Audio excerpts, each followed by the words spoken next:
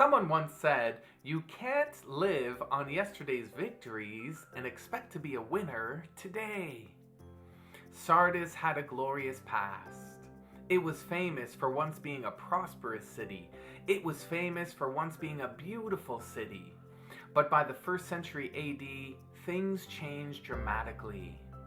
By the time John wrote Revelation, Sardis had existed for 700 years. By the time John wrote Revelation, Sardis had been conquered a number of times. It was a declining, decaying city. It is important to understand what was happening in the city because what was happening in the church reflected what was happening in the city. The church was not as nice as it once was. It had a reputation. According to Revelation 3 and verse 1, it had a name, but it was not living up to that name.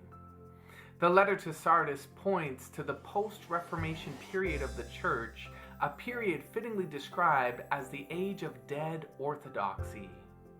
Church life largely became little more than form and ceremony. Preaching centered on promoting right thinking with little regard of the condition of the hearts. According to Newman, the church historian, personal conversion, even in the case of ministers of the gospel, seems not to have been expected. Sardis had a strong past, but a weak present. Sardis had a big name, but a small existence. They had a reputation, but they became irrelevant. What about you today? Are you living in the glory days of yesterday? Why not turn your attention to today? You may not be able to replicate the past in your present experience, but you can start a new chapter.